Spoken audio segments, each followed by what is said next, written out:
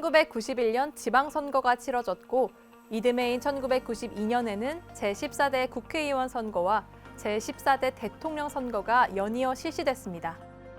당시 각 선거는 지방의회 의원 선거법, 국회의원 선거법, 대통령 선거법 등 개별 선거법에 따라 치러졌습니다. 지방자치단체장 선거가 아직 실시되지 않았지만 이미 선거에 대비해 지방자치단체의 장선거법이 제정되어 있었습니다.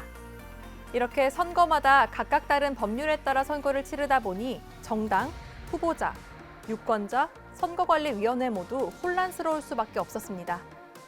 게다가 선거에 임박하여 반복적으로 선거법이 개정되었기 때문에 법을 알고 선거에 참여하기보다는 선거에 참여하면서 법을 익히는 웃지 못할 현상이 반복됐습니다.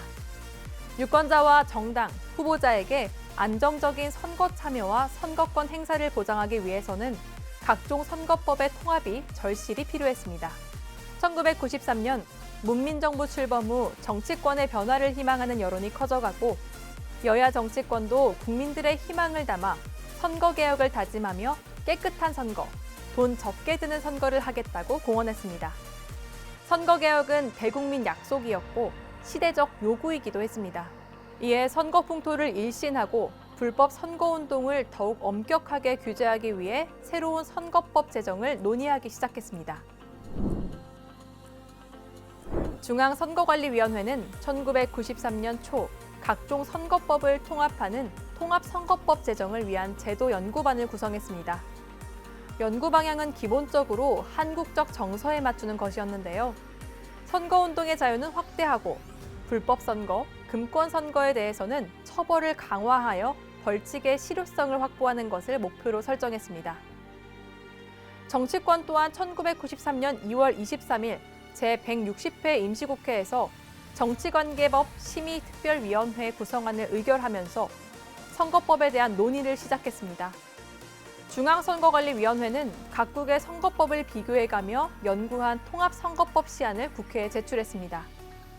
민주자유당과 민주당도 별도의 선거법안을 제출했습니다. 그러나 국회에서는 통합선거법안에 대해서 진척을 보지 못했습니다.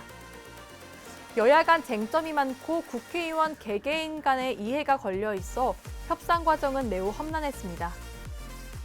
선거 공영제 확대, 선거 운동 방법 확대, 선거 비용 축소, 선거 사법 엄벌이라는 4대 원칙에는 모두 이견이 없었습니다. 그런데 실행을 위한 구체적 사항에 들어가면서 의견을 달리했습니다. 주요하게는 합동연설회와 현수막 존폐 여부, 당원 단합대회 존폐 여부, 재정신청제 도입 여부, 투개표 방식, 선거 연령, 비례대표 국회의원 투표 방식과 배분 방법에서 서로 의견이 엇갈렸습니다. 밀고 당기는 지루한 협상 끝에 대타협이 이루어져 1994년 2월 15일 제166회 임시국회에서 드디어 통합선거법안이 처리됐습니다.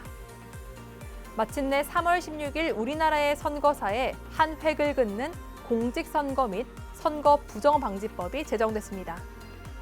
우리나라의 선거를 자유와 공정의 깃을 위해서 공명정대하게 관리할 수 있는 제도적 기반을 마련하게 된 것입니다. 공직선거 및 선거 부정방지법이라는 명칭에 선거 부정방지라는 표현이 들어있는 것처럼 국민의 대표자를 선출하는 선거에서 그 어떠한 부정도 용납하지 않겠다는 강력한 의지를 담고 있는 법안입니다. 이 법의 제정으로 금권이 난무하던 정치에서 탈피해 깨끗한 정치를 실현하는 최소한의 토대를 마련했습니다.